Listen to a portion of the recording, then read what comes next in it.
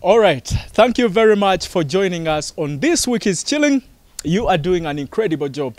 I love each and everybody, and I love the feedback that comes from you guys. The hashtag is ChillingUBCTV. Always and will always be. Now, I remember before I mentioned that I'm going to be hosting a very nice, incredible gentleman. As a lady's favorite, I should say.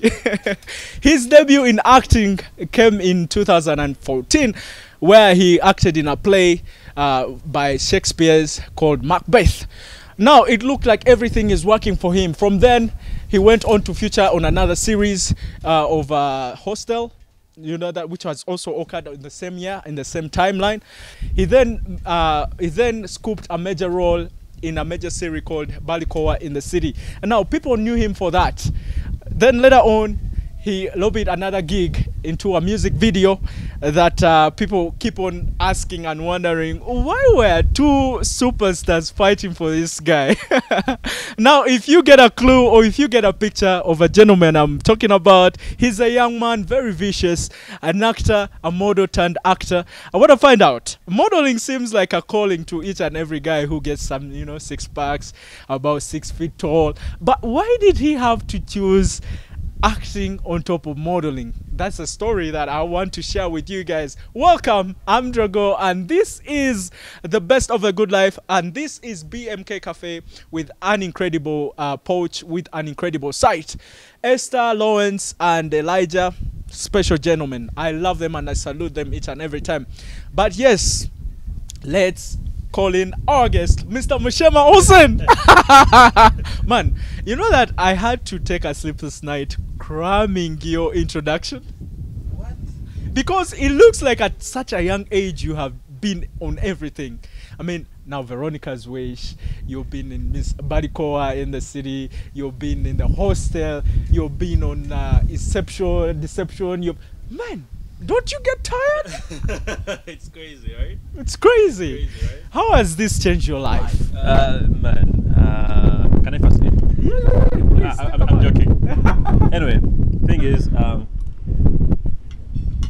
first of all, I'm so humbled the way you took time to understand my biography as a person. Not everyone will take time to understand that, but it's all of, I think, YouTube. Google. I think my Wikipedia page is everything is there. Yeah, everything's there. Everyone wants to know about me. But not everybody has a Wikipedia. But just Google. Just type in Mushema Olsen, then you read about me. Yeah. Just simple. Google is there. Yeah. So, but anyway, I really love the fact that you've introduced me to that thing. But I want to ask you something before you mention anything further. Like, why venture into acting? Why do you give modeling away then? Especially runway modeling. Now you see, the way you say that every guy who gets 6 packs wants to go for modeling and stuff. Modeling is more complicated than than even acting, by the way. Are you sure? Reading scripts, being under shooting almost every single time of the day. See, with acting, anyone can get a job in acting, yeah, provided you get time to give your craft time and develop.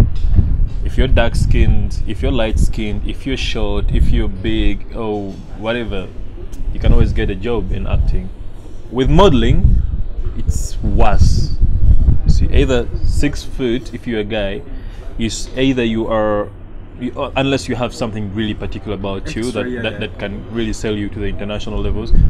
Modeling is more harsh because they will tell you that you can make it because you are probably an inch shorter than the models that have to be casted. An inch, and trust me, you won't get a job internationally. And yeah.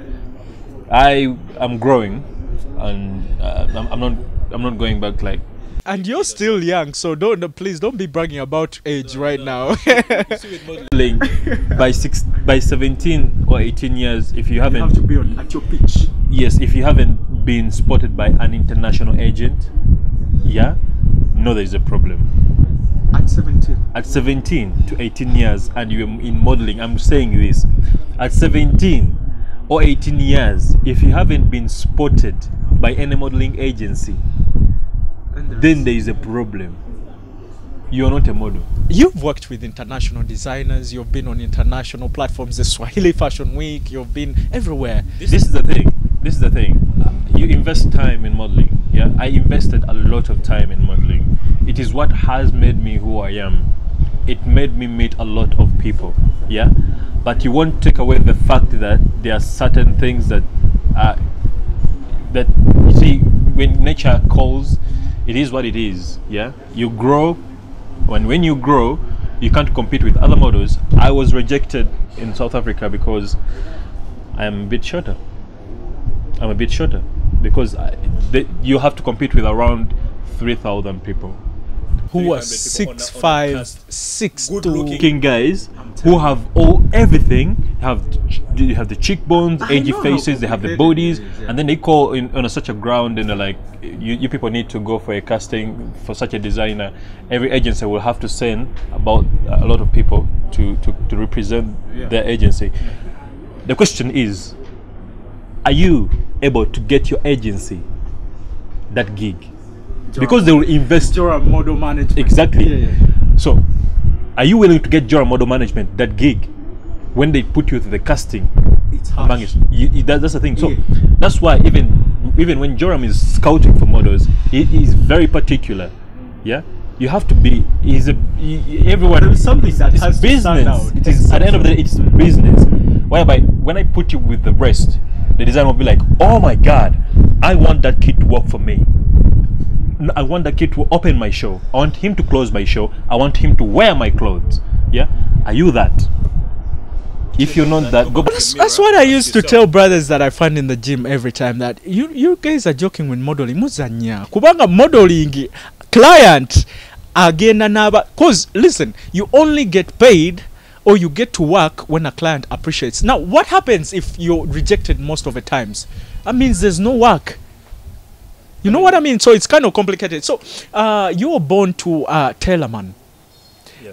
I mean, did that anyway drive your passion into modeling?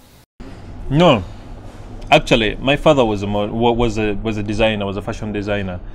But abamu kubasajja abatandikawo mu Kiyembe. If you hear about Kiyembe Lane, abatunzi abo. He was part of my father was part of the journey. Wow.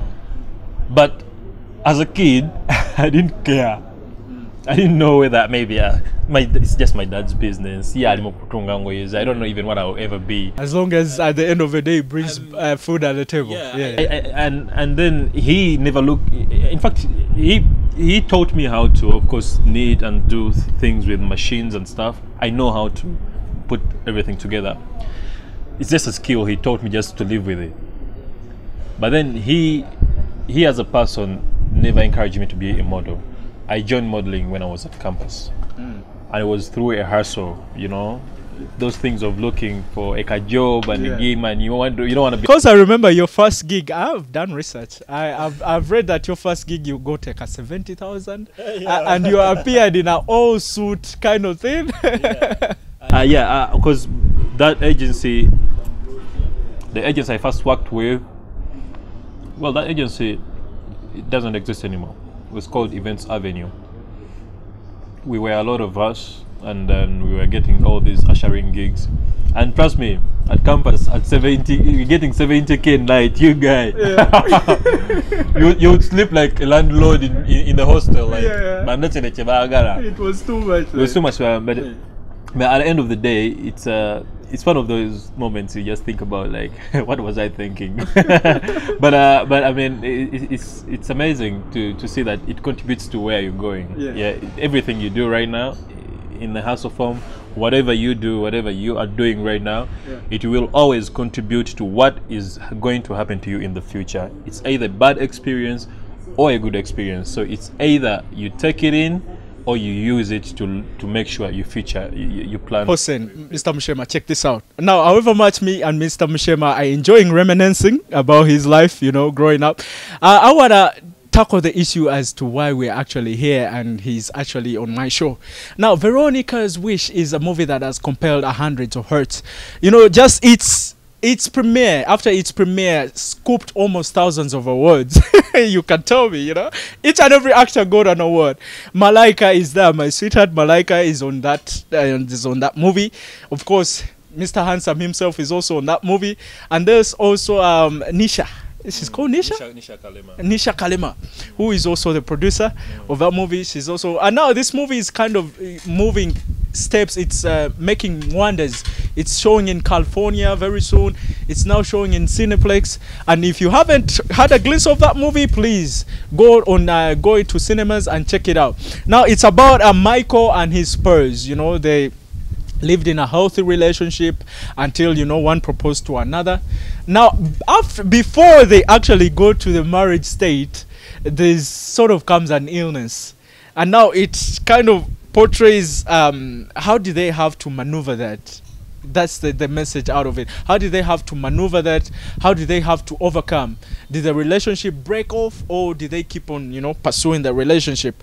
The illness, I also still don't understand because I haven't watched the movie, but I'm excited. When the movie premiered on 14th last year at Serena, I had traveled. And this time I promised the brother to go and check out that movie. I'll book the front row seat and I'll be one of the first purchasers of this ticket. Veronica's Wish is in cinemas, so go and check it out. And when we return, we're going to have more detail on this movie and his role on that movie. So see you soon. Don't go anywhere. Veronica's Wish is a trailblazer. It's a movie that's making everybody wonder, how did these guys come up with such a genius concept and with such a compelling love story? Our own version of Romeo and Juliet. Now, this handsome man, I'm sure has won over thousands of hearts across the country. And I wanted to find out, how hard or complicated, or better yet, how easy was it bringing the Michael character to life? The Michael character in Veronica's Wish is one of the most complicated characters actually I've worked on, because it required me to take at least two months to prepare, reading the script and getting into the character itself. Certain moments really were so emotional. You have to keep the emotions right and truthfully, as much and simple as you can. You have to be truthful to yourself while you're acting. So preparing for that character was really, really, really hard. I won't say it's easy, and when I see it on screen I can tell the difference between Holson and Michael on screen. The moment you see that difference, you're good. No wonder you actors are getting paid a lot, because putting a character to life, almost shifting your own emotions and almost matching them with a character is something complicated. Now, as a handsome man as you are, to the ladies, I've read, you have a huge following of ladies more than men. I think the percentage is from 70 women to around 30 guys. Yeah. Do the kissing in movies real? Is it real? Yeah, it's real. Say that again. Yeah, the kissing is real. How do you even tell your girlfriend that this has happened, or your spouse? No, she understands. She understands it's work, but again, ethically and professionally, you of course you don't go like, "Woo, I have to kiss that girl." I think you do that. No, you do a happy dance before. You be like in your room like, "Woo." Yeah. No. You don't do that. Anyway, the thing is, you have producers and the actor themselves, they have to sign up an agreement, that you're comfortable to do this. Oh yeah. Yeah, and I also have to be comfortable to work with someone, because there's some actresses that won't allow to be kissed or touched anywhere, and these are intimate scenes. You also have to be ethical enough to understand their what is a real and a fake kiss? I've kissed a girl. I know the variations, but in movies, what is real? Kissing the bottom lip? Yeah, stop doing your fingers like that. Okay, kissing the upper lip, because I'm finding. This is the thing. You have to agree to you have to agree. Yeah. Either you do, because the French kiss, just a lip. I mean, you're not gonna get your tongue and stick into someone's daughter inside the throat or something. Listen, you're enjoying your job, aren't you? No, I'm not at all. In fact, it's the most complicated job to be in someone's shoes. You know. Have you ever declined a kiss scene? Yes, I have before. I have before. And that a lot of times. came from your conscience, or it came from somebody else's pressure? No, because of other pressure and also my conscience as well. I'm not also comfortable with every single person. You understand? Because I mean, there has to be a connection, character-wise, and I mean, there has to be something. Yeah. You know. And if some kisses are not making sense in the scripts, why would you even kiss? I mean, the producers, you have to sit down and discuss with the producer and let them make you understand that this script, this kiss is because of this and that and that and that. Not just because the producer wrote or the scriptwriter wrote. Okay, let us stop talking about kiss moments or kisses, because people are wondering where is this conversation shifting to. Yes, this is a PJ show. It's rated PG. Is it? Yeah, it is rated PG. But I'm wondering, acting in Uganda, is it actually growing as fast as you think it is? Who knew we would put a movie into a cinema? Are we being identified? Yeah, we are. The fact that Veronica's Wish is not the only movie that has screened in California. Queen of Katwe did. It's a big budget movie from Hollywood, Disney. Well, so it did. Yeah. It had all the international. Okay, which attention. other locally produced movies that we have Chenvu? It's a short movie by Kemi Ondokotino, my acting coach, my first acting coach actually. Yeah, she did Chenvu, and it showed in Pan African Film Festival in California, where Veronica's Wish is as well. And there's some others that I've forgotten, but yeah, from Hassan Magay. Yeah, but I mean, just because Ugandans haven't really appreciated the work, so we are trying to put this work out there in cinemas. Yeah. Otherwise, before I go to Hollywood and start acting with the Denzels and stuff, I want to first leave a background at home, so that when they look at me, be appreciated more. Yeah, at home. Yeah. Appreciate your people at home. If you do not appreciate your people at home, they'll be mad at you. Yeah. Yeah. Because when you go to Hollywood, I can change citizenship. You understand? I'll be like, Uganda doesn't care. That's the thing. One, so, but if I'm appreciated back home, I'm like, home is always home. Yeah. You understand? But when you hear people like actors, but the fact is, we are putting something that you enjoy watching. You understand? On screen, it's not easy at all. We invest a lot of money. Did you know that making a film is one of the most expensive businesses in the world? I know. Making films, and it's easy to make losses in films. Yeah, because I know the budget keeps on rising. Yes, because things change. Yeah. Netflix may need you to use like black magic cameras or red cameras and stuff. Hiring a red camera for a day is 500K. Ugandan. So even at the end of the day, this 20K you ask people to watch. Yeah, I mean, it's even way cheap. It's cheap, but I mean, we just want everyone to come and watch, because at the end of the day, there has to be someone to convince the crowds of Uganda that we have a good piece. So that when the next time that you actually show something, they'll be like, that guy is there. Oh, that company did that movie. Yeah. Oh, let us go and watch it. So they will have to come and watch it at any cost. You understand? But for now, you have to convince them. Oyagara. So even the money that we ask for cinema and stuff, we pay cinema to show. So I know you don't get asked a lot this question, but during your breaks, during maybe rehearsals or acting, what do you spend doing? I like swimming. I like swimming. No, like literally when you're on set, you go for swimming pool. Oh no! During that interval, you stay in character. You, as long as you are on a film set, you would like to stay in the zone. Yeah, it's a cloud. I call it a cloud. You have to stay in the bubble of your character zone. I mean, I love making jokes. I love playing around, but as long as it keeps me going, because it keeps my motivation or positive vibes up there. You understand? So I don't call people or read messages. So someone tells me some weird message and I'm like, I'm out of character. That I'm reading a certain emotional scene and then there's something disturbing me at the back of my mind. I think that is very important for every actor. So if somebody was to actually give a shot into your life, right, and they want to turn into a movie, which kind of movie would it be? It'll be both a sad story and an Girls amazing fighting story. for you. No, that doesn't happen in my life. You've never caught yourself in an incident where girls are fighting for you, No, I've never. dude. Because Oh, this is Drago. It's bros having a conversation. no, I'm telling you, the Hey, fact hey, is, hey. I always had, I've always had them like time, like no, like not battles, like girls. Yeah. I make sure I date one person like that. Hey, that's how it's supposed to be. Yeah, but of course. Oh wait, yeah.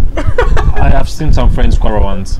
Why I cared more about the other one? Yeah, but those were friends. Was it a physical one? No, yeah, actually it was verbal. Yeah. And did they get you across that fire? Like, did they get you involved? Yeah, someone was calling me Jangwama, you come. Wait. And I was like, is it okay if I don't have to intervene there? You guys can sort out your say. Yeah. I mean, but those were my friends.